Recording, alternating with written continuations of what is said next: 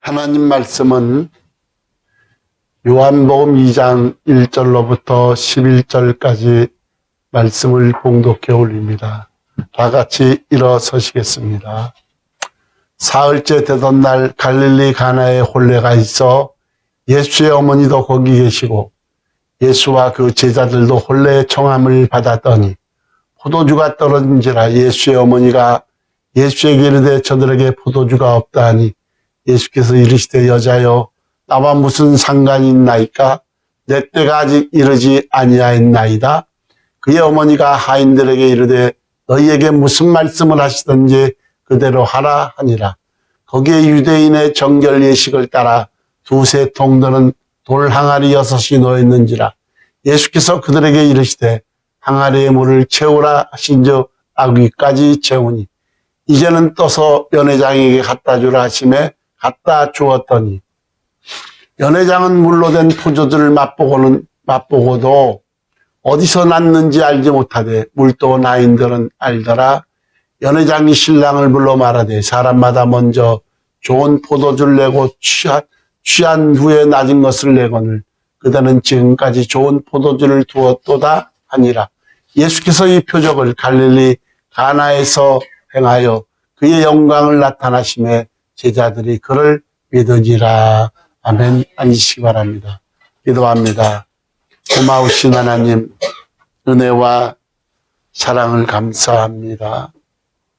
오늘도 저희들을 사랑하시고 강권적으로 붙들어 주셔서 거룩하신 하나님 존전으로 불러주시고 온전한 주일 성수할 수 있는 믿음을 주셔서 하나님께 예배로 영광을 돌리게 하심을 아버지 감사합니다.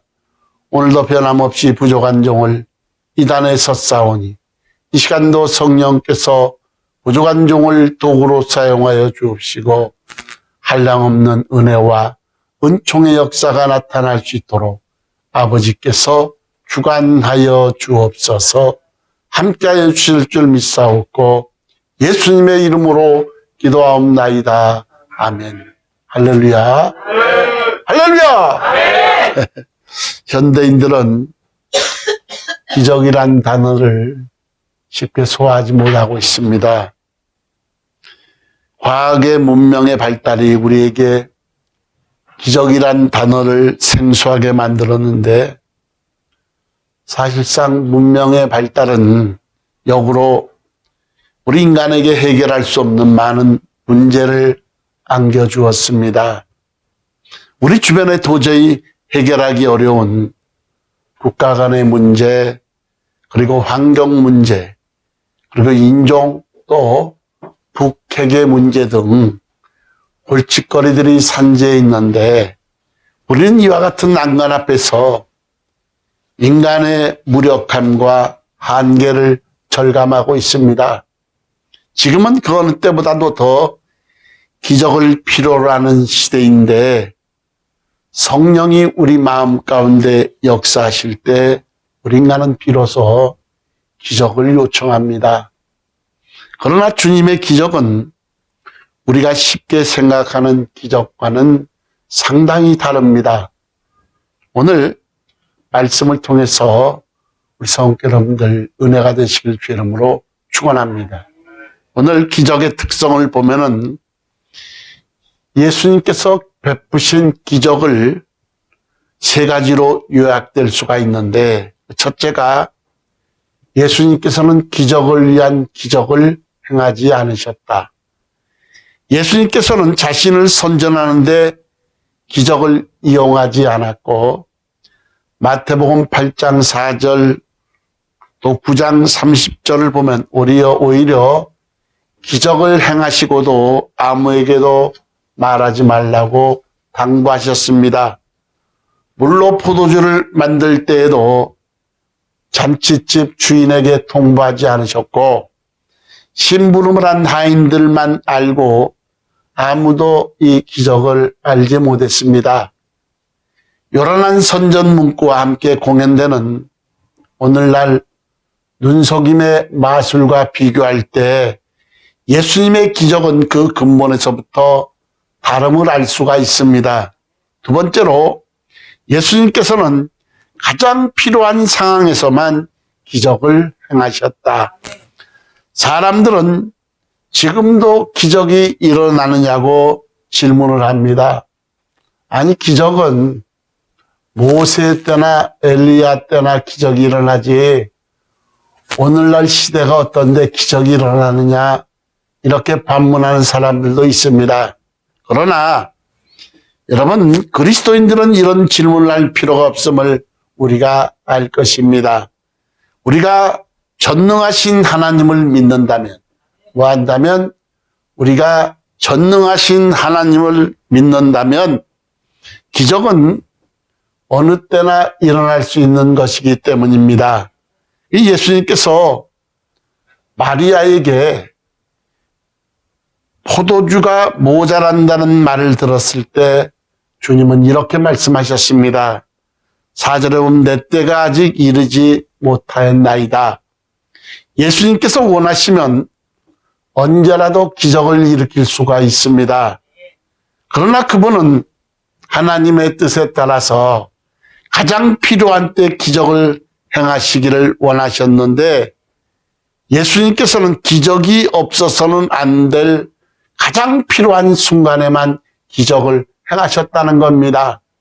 세 번째, 예수님께서는 기적을 통해서 영적인 교훈을 주실 때 기적을 행하셨는데 예수님의 역사는 기적이 아니라 표적입니다. 표적. 오늘 본문 11절을 보시기 바랍니다. 예수께서 이 첫 표적을 갈릴리 가나에서 행하여 그의 영광을 나타내심에 제자들이 그를 믿으니라. 표적 자체가 중요한 것이 아니라 그 표적이 가르치는 최종 목적이 더 중요합니다.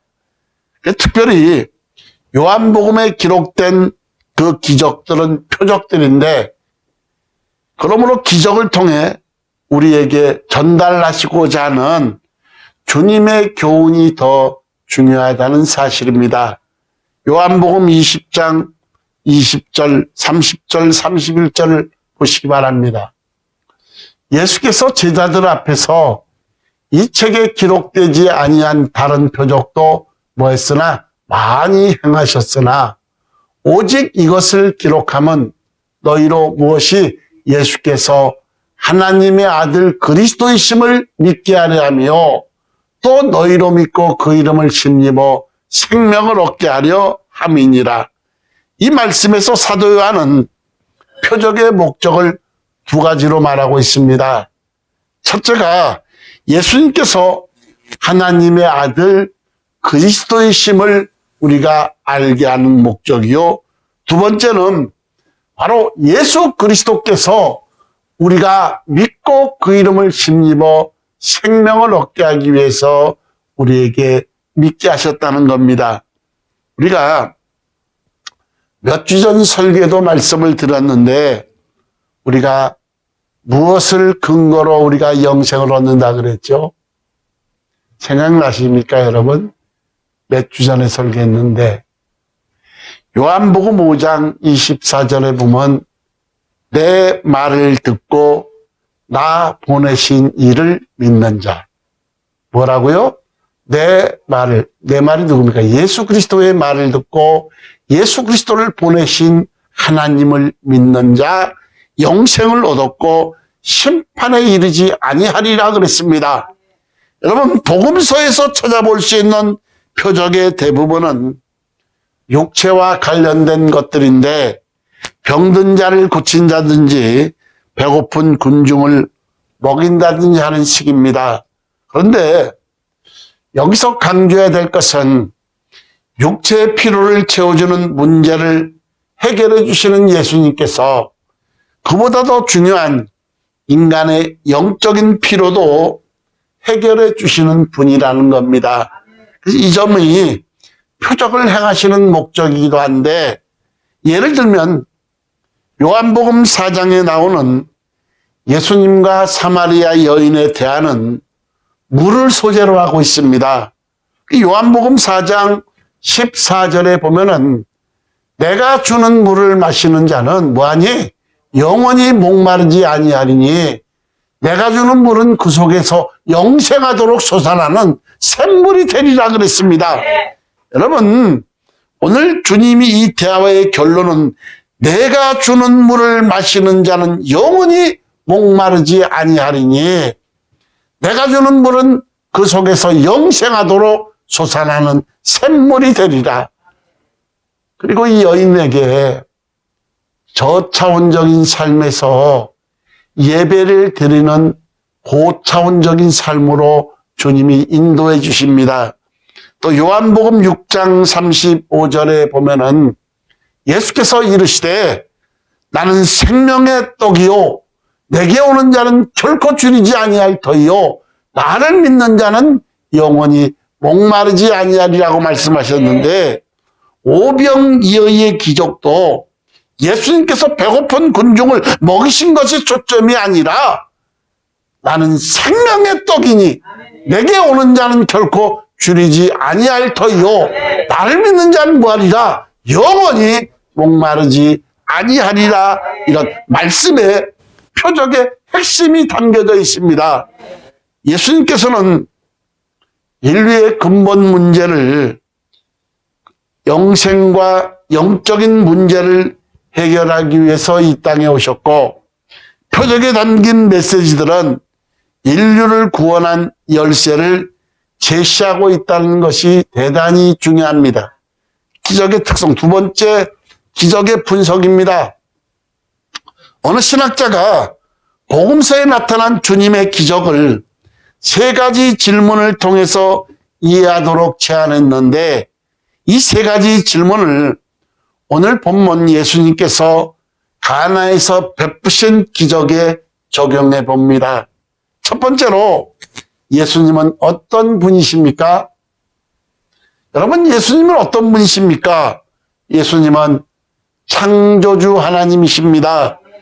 예수님께서 물을 포도주로 바꾸셨는데 어떻게 이렇게 화학적 변화를 우리가 설명할 수 있느냐 이 말이. 대답은 단 한 가지입니다. 예수님께서는 창조주 하나님이시기 때문에 전지전능하셔서 못하는 것이 없으시다는 겁니다. 천지 만물을 지으신 분이므로 물을 포도주로 바뀌는 것은 전혀 어려운 것이 아니라는 겁니다. 그래서 예수님께서 하나님이시기 때문에 우리의 문제를 해결해 주실 수 있고 우리를 만드신 분이므로 우리를 고치실 수 있다는 겁니다. 이와 같이 우리 인간을 만드신 분이 우리를 고치사 새롭게 하신다 그랬습니다. 고린도후서 5장 17절에 보면 그런즉 누구든지 그리스도 안에 있으면 누구 안에 있으면 그리스도 안에 있으면 새로운 피조물이라 이전 것은 지나갔으니 보라 새 것이 되었도다 그랬습니다. 우리의 겉모습은 날로 후패하나 늙어가나 우리의 속은 날로 새롭다는 겁니다. 여러분, 가나 혼인잔치는 예수님께서 제자들을 불러 모으신 다음에 꼭 사흘 뒤에 일어난 사건입니다. 굉장히 중요합니다. 빌립, 안드레, 나다니엘, 베드로가 예수님을 쫓았는데 그들 마음속에는 많은 생각이 있었을 겁니다. 과연 인생을 걸고 우리가 예수님을 쫓아 나섰는데 과연 그분이 어떤 일을 할 수 있는지 의심이 갔을 것인데 마침 예수님께서 제자들을 데리고 혼인잔치에 가셔서 기적을 행하셨는데 그 결과가 11절 말씀에 잘 우리를 대변해 주고 있습니다. 11절 말씀 보시기 바랍니다. 다 같이 한 목소리로 읽습니다. 시작. 예수께서 이 첫 표적을 갈릴리 가나에서 행하여 그의 영광을 나타내심에 제자들이 그를 믿으니라. 아멘. 가나에서 행한 기적은 누구를 위한 기적? 제자들을 위한 기적이었다 이 말이에요. 여러분, 제자들은 이 기적을 통해서 예수님이 어떤 분이라는 것을 알게 되었는데 베드로도 그랬잖아요. 주여, 우리가 모든 것을 버려두고 주를 따라 싸우는데 우리에게 무슨 보상이 있으리요? 그때 주님께서 뭐라고 말했습니까? 인자가 다시 올 때 너희는 한 상에서 나와 함께 먹고 마실 것인즉 12고을을 다스릴 수 있는 권세를 주시겠다 그랬습니다. 제자들은 주님을 따랐지만 의심이 갔다 이 말이에요. 그래서 사흘 뒤에 일어난 사건인데 바로 인생을 걸고 예수님을 따라 나섰는데 과연 그분이 어떤 일을 할 수 있는지 의심이 갔을 때 바로 오늘 주님께서 기적을 행하심으로 그 영광을 나타나심에 제자들이 그를 뭐하니라 믿으니라 그랬습니다. 여러분, 가나에서 행한 기적은 제자들을 위한 기적이었는데 제자들은 이 기적을 통해서 예수님이 어떤 분이라는 것을 알게 되었는데 물이 포도주로 변한 사건은 예수님께서 하나님이심을 충분히 증거하셨고 우리는 이 기적을 보면서 예수님이 누구요? 하나님의 아들이요 그리스도시요 창조주 하나님이심을 우리가 알 수 있게 되었다는 겁니다. 오늘 기적을 분석해 본 첫 번째가 예수님은 어떤 분이신가? 예수님은 창조주 하나님이시오. 두 번째, 둘째는 무엇이 문제인가? 혼인잔치집에 문제가 생겼는데 잔치에 가장 중요한 포도주가 떨어졌습니다. 이 이스라엘에서는 물이 귀하기 때문에 포도주를 음료로 대신 많이 사용합니다. 근데 잔치 석상에서 포도주가 떨어졌으니 큰일이 아닐 수가 없습니다. 이스라엘의 주식은 빵과 포도주입니다. 그래서 우리는 여기서 포도주가 떨어졌다는 문제보다 더 중요한 문제가 있는데 그것은 많은 사람들이 포도주가 떨어진 사실조차 모르고 있었다는 겁니다. 다행히 이 순간 마리아가 등장하는데 마리아는 문제를 알았을 뿐 아니라 문제를 해결하는 방도까지 알고 있었는데 마리아는 예수님이 자신의 아들이 아니라 모든 엄청난 능력을 가진 하나님의 아들이심을 알았다 이 말이에요. 그래서 포도주가 떨어진 상황을 예수님께 알렸고 문제를 해결하려는 기대를 가졌는데 여러분 인간에게 모자람이 없었다면 우리 모두 스스로가 신으로 착각하고 살았을 겁니다. 우리가 어려운 일을 부딪힐 때마다 인간의 한계를 깨닫고 부족함을 인정하고 하나님을 찾게 된다면 얼마나 감사한 일인지 모릅니다. 그렇다면 문제가 있는 것이 축복이라는 겁니다. 어떤 어려움이 우리를 하나님 앞으로 인도하고 우리가 하나님을 신뢰할 수 있다면 우리의 약함이 도리어 은혜의 통로가 될 수 있다 이 말이에요. 누군가는 너무 건강하고 똑똑하고 부유해서 하나님의 필요함을 느끼지 못한다면 그러한 요소들은 축복이 아니라 저주라는 겁니다. 여러분 반대로 병약하고 생활이 어렵고 하나님을 갈급하게 찾는다면 그러한 악조건이 복된 역할을 할 수가 있고 우리에게 닥친 문제들은 인간의 한계를 깨닫고 전능하신 하나님을 신뢰하게 만드는 전환점으로 사용할 수가 있다는 겁니다.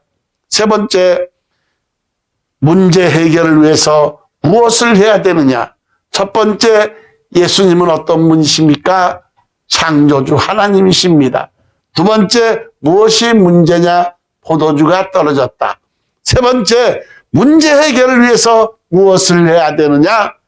오늘 5절 말씀을 보시기 바랍니다. 그의 어머니가 하인들에게 이르되 너희에게 무슨 말씀을 하시든지 뭐하라? 그대로 하라 하니라. 여러분, 우리는 아람 나라 군대 장관 나아만, 문둥병 환자 나아만에 대해서 잘 알고 있습니다. 이 나아만에게 떨어진 하나님의 명령은 무엇이었느냐? 7번 요단강 물에 몸을 담거라. 그리하면 내 몸이 어린아이 피부와 같이 되리라 그랬을 때 나아만이 7번 요단강물에 몸을 담갔을 때, 순종했을 때 기적이 일어났습니다. 마리아는 예수님의 말씀에 해답이 있을 것이라고 생각하고 그 예상은 적중했는데 9절 보시기 바랍니다. 9절을 다 같이 읽습니다. 9절 시작. 연회장은 물로 된 포도주를 맛보고도 어디서 났는지 알지 못하되 물도온 하인들은 알더라. 아멘. 여러분, 하인들은 어리둥절한 상태였지만 마리아의 권고를 따라서 주님 말씀에 순종했더니 인간의 머리로 이해되지 않는 일이지만 시키는 대로 항아리에 물을 가득 채우자 기적이 일어났다는 겁니다. 제자들도 하인들도 그 기적을 우리가 예상하지 못했고 다만 문제를 발견하고 그 문제를 알렸을 뿐인데 그때 창조이신 예수님께서 문제를 해결해 주셨다는 겁니다. 우리가 할 일은 주님 말씀에 복종하고 그분이 주시는 교훈을 따라 사는 것이 우리가 옳은 일이다 이 말이에요. 여러분, 기적이 일어났을 때 잔치집 주인과 손님들은 큰 기쁨을 얻었는데 그런데 기적을 통해 얻은 가장 큰 기쁨은 주님이 어떤 분인가를 알게 됐다는 겁니다. 아멘. 여러분, 창조주 하나님이시며 우리를 구원해 주시는 예수님을 발견하는 기쁨은 그 무엇과 비교할 수 있는 기쁨이다 이 말이에요. 이 표적을 들으신 여러분들도 진정으로 살아계신 하나님을 만나시길 주의 이름으로 축원합니다. 오늘 말씀을 맺습니다. 다시 한번 요한복음 20장 30절 31절 말씀을 보세요. 예수께서 제자들 앞에서 이 책에 기록되지 아니한 다른 표적도 많이 행하셨으나 오직 이것을 기록한 목적이 무엇이냐? 너희로 예수께서 하나님의 아들 그리스도이심을 믿게 하려 하며 두 번째는 뭐냐? 또 너희로 믿고 그 이름을 힘입어 생명을 얻게 하려 합니다. 이 말이에요. 여러분, 이 말씀에서 사도 요한은 표적 목적을 두 가지로 밝혔는데 예수님께서 하나님의 아들 그리스도이심을 믿게 하며 또 너희로 믿고 그 이름을 힘입어 두 번째 생명을 얻게 하려 함이라 그랬습니다.